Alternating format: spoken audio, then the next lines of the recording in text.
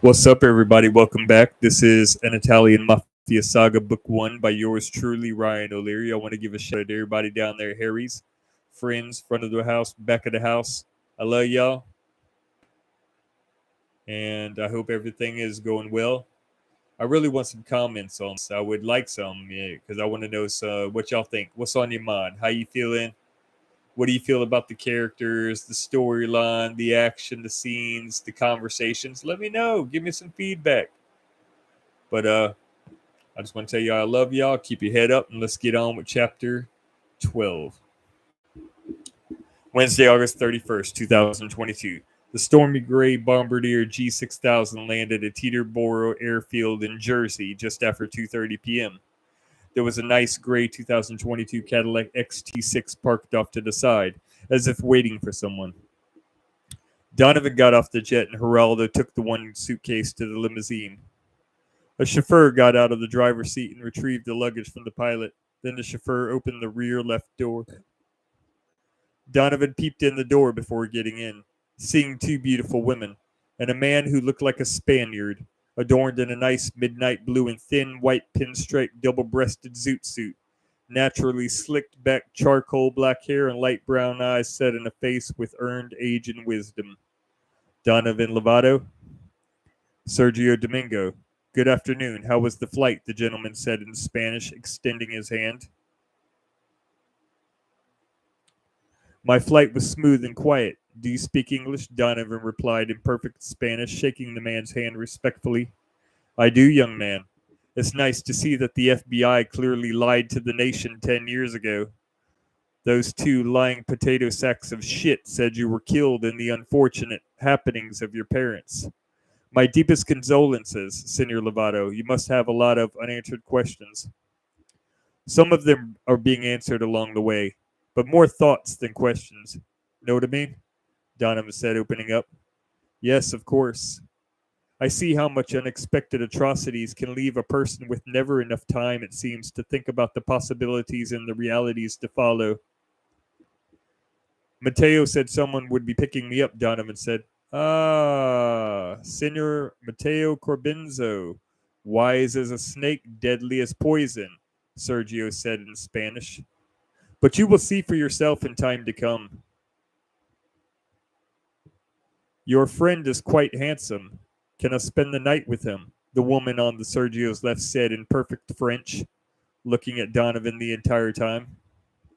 Only a breath's worth of time passed. The limo was well on its way to Manhattan as Donovan looked at the woman who said whatever she said to him in French.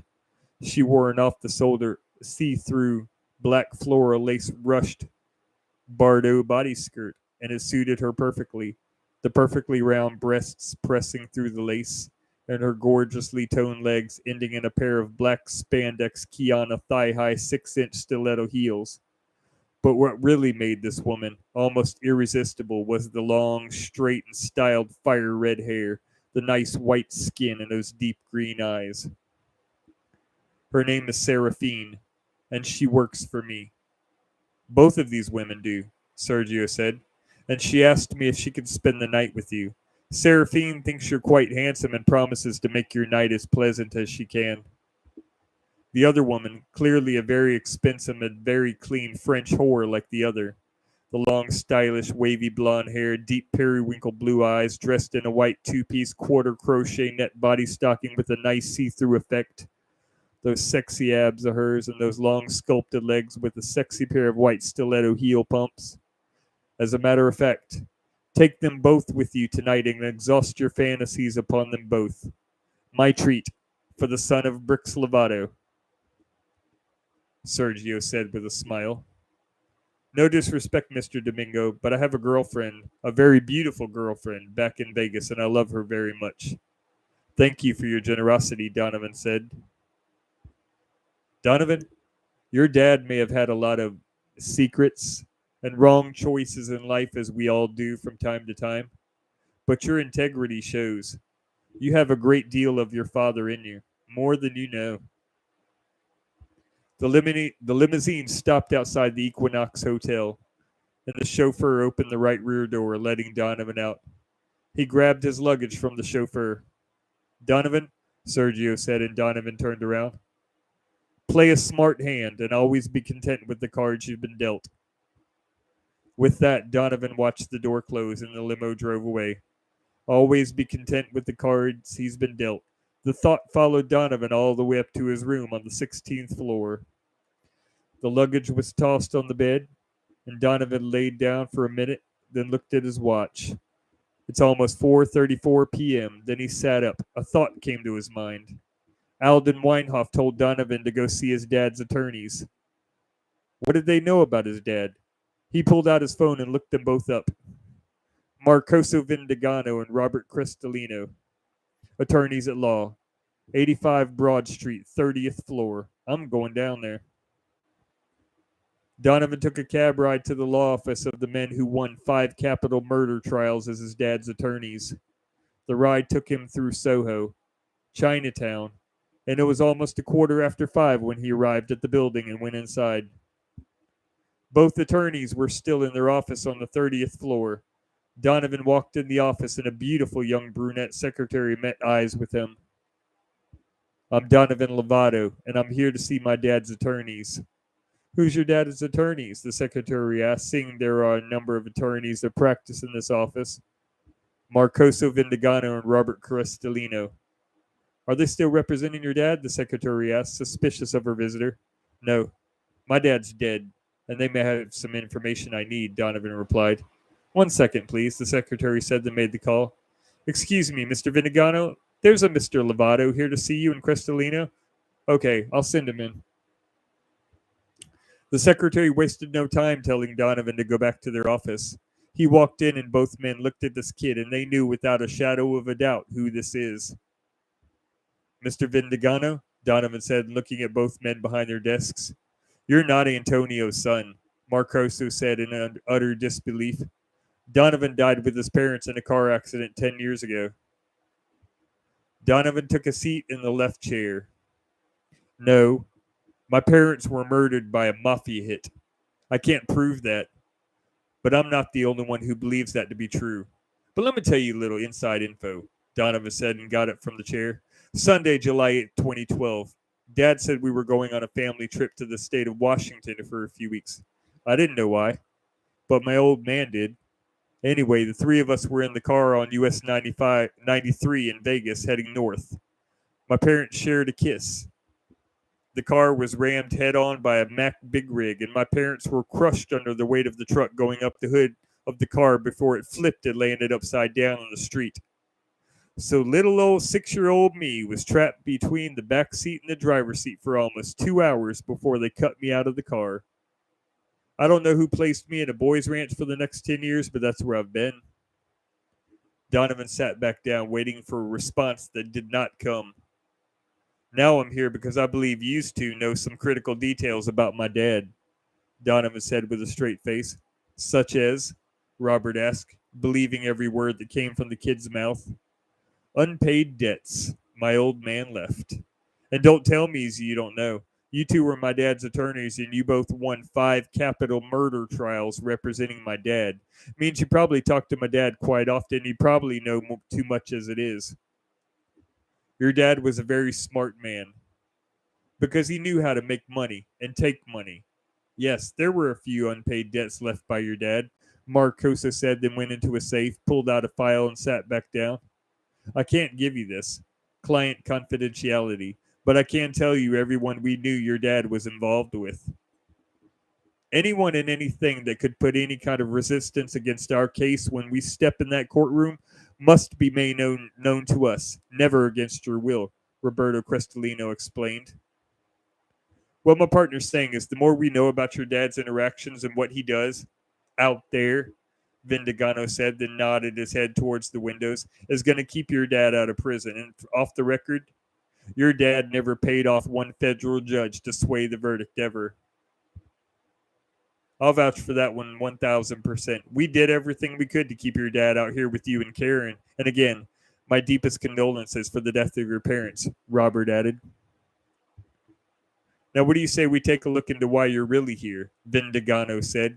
Your dad had a lot of rackets right here in Manhattan, such as prostitution and taking hefty cuts from the fish markets in Chinatown. the labor unions here. And there was a guy that works down at the Mar terminals across Newark Bay, Louis Veneto. Veneto and your dad played golf together when he visited him in Vegas, and Alden Weinhoff would be present too. Antonio was skimming profits off the top of Wynn Resort Casino, and the reason Weinhoff was invited to keep the air clean of any finance or relations between them both. But that's where the millions were coming from. Those three were a golf playing company at the Vegas Country Club where your dad was a well-respected member. People would get up from their table just to tell your dad they liked his suit or could they have an autograph. But they also respected Antonio because he was a businessman, and a good one, Cristalino added. Did my dad have any businesses he started up and owned? Marcoso looked through the pages of the file, flipping each one like book pages, and he stopped. No. But when Antonio was 17, he was made into Max Denisi's family after that. We obviously weren't working for your dad then. I was 14 years old back in 93. Your dad was never charged for that murder because, honestly, no one outside the Mafia knew about it. But that let people that did find out, whenever they did, that Antonio meant business. So his street credit began to grow, and his reputation as a Denisi soldier became known to all the 5 families in New York. But your dad's drug racket and Louis Veneto down at the terminals being the one who made sure that Andregas Valatori's product was properly delivered. Your dad was making bread, Vendigato explained, and Donovan soaked up every word like a sponge. Antonio took a 25% cut of every penny that his Manhattan rackets raked in, mainly because he was trying to earn the title of underboss. A Denisi capo named Dino Calabresi, just before he went AWOL on Denisi for 22 years, was working around Manhattan, and he had others out here under our noses doing their dirt to make sure that Denisi got paid as well. But Calabresi was the only one in the Denisi crime family that gave your dad a run for his money, Cristalino added. As far as rackets go, the world is open to you. I'm not encouraging you or advising you to go and do anything that would get you into trouble. But I am saying, Vendigato began to stood up from his chair and leaned over the desk to get as close to Donovan as he could. Your dad made moves, hustled, and made shit happen. And that's just how Antonio was. You asked about unpaid debts, Cristalino began. Antonio had a debt of $275,000 plus interest with L.A. crime boss Marcosi Giovanni. I don't have a shred of intel on what the stipulations of the matters involving that debt are about, but that's a pretty heavy one, seeing Giovanni's still out there in L.A. running his hustles. And I want to say something that I hope doesn't offend you. But your dad was shorting Denisi on hundreds of thousands, and it's very possible. Kid, I believe your dad was killed over that $25 million that rumors say was hidden from one of your dad's hideaways. He owed people. Let's just be honest here. Your dad had bills like every hard-working American today. Who do you think murdered my parents? Donovan asked. That I do not have an answer for. I don't know, Donovan. We represented your dad for 10 years before your parents died. Antony hired us 4 years before he and Karen were married in 2002. Donovan looked at his watch, 6:19 p.m. He was satisfied with the cooperation of these two Manhattan super lawyers. He stood up from the chair and shook hands with both of them. Donovan, take care. And if you do need any future representation in a court of law, Cristalino said. I'll be in touch, Donovan interrupted, then gave a half smile and left the office. Donovan hailed a cab and got in and requested to be driven to Mar Terminals over in Jersey. He rewinded and replayed in his mind every word that was spoken in that office back there on 11th Street. The rackets, the hustles, and the unpaid debt of $275,000 to an L.A. crime boss named Marcosi Giovanni, and business relations between Louis Veneto and Andregas Valatori. These two lawyers really did their research and they knew their shit. And now Donovan had to do his work. The cab passed Laurel Hill Park as it made its way along I-95 across the Hackensack River and Newark Liberty International Airport, which is right across the street from Mar Terminals. The cab took Donovan to the main security gate between Corbin Street and Bay Avenue. A security guard came out of the guard shack with a clipboard as the cab rolled up. The cab driver lowered the window. Excuse me, but I need you to turn this cab around and leave. You can't go in there, the guard said.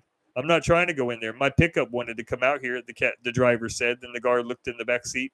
Yes, sir. Does Louis Venito work today? Donovan replied. Oh, Louis, huh? You know old Louis, eh? He'll be working over on the water side by the Elizabeth Channel tonight, the night shift, the guard said. Thank you. That's all, Donovan said. Donovan closed the door to his hotel room at almost 8 p.m., a few minutes shy of. He was going back to the terminals tomorrow night, but he needed a shower and some food. Donovan called room service and ordered a rack of St. Louis ribs with spicy barbecue, some hot mac and cheese, some mashed potatoes, and a cold 2-liter of Dr. Pepper with some ice, then got a shower. About 35 minutes later, he came out of the bathroom and cut on the TV, then flipped through the stations until he stopped on a rerun of the classic show, Jake and the Fat Man. He tossed the blue towel in a chair and relaxed on the bed to roll a fat blunt, which he did, then lit it and took a smooth drag, closing his eyes as the potent smoke entered his system. Then came the coughing. Donovan looked up at the TV screen as he coughed up his lungs from that first hit. McCabe suspected the young wife of a wealthy businessman of murdering her husband. Then his attention was drawn to the knock on the door of the room. Donovan got his breath under control, then went to answer the door. The room service had brought his dinner, but who is this girl with the food cart? The girl looked no more than 24, and she looked just like Marcella Wailerstein from the 90s adult porn series, Emmanuelle. Literally, the long, naturally curly, honey brown hair, the blue eyes, very beautiful. Donovan watched her eyes for half a breath's worth of time. She checked out this young, seriously muscular guest from head to toe, and those purple silk boxers he had on and nothing else. Hi, room service for a Donovan Lovato, the woman said with a beautiful smile. That's me. Come on in, Donovan replied, letting the cart in. It smells good in here. You smoke? Donovan asked and held the blunt out to the young woman. Thank you so much. Donovan watched this woman dressed in her nicely pressed hotel uniform. She hit the blunt and held it for a couple seconds, then let out all the smoke with a session of hard coughing. She looked at him and held up a finger while she regained her composure. My name's Danielle. Sorry for that. It's okay, Donovan said, then went to look at his food. He lifted the metal lid and the steam billowed from the fresh, hot food. All of it looked so damn good. There's the St. Louis ribs with some spicy barbecue sauce on the side, the mashed potatoes, and the steaming hot mac and cheese, and a 2-liter of Dr. Pepper with a bucket of ice just for you, Danielle said, then hit the blunt again. And it all looks so good, Donovan said, then Danielle handed him the blunt and headed towards the door. Thank you very much. Not a problem. I've got to head back to the kitchen, but it was nice meeting you, Donovan, Danielle said, then opened the door and pushed her card out. Donovan relaxed to eat his dinner, finished the blunt, called Heather, and talked to her for almost 2 hours before heading to bed. Thank you all for listening. Thank you all for watching. I have to work tonight.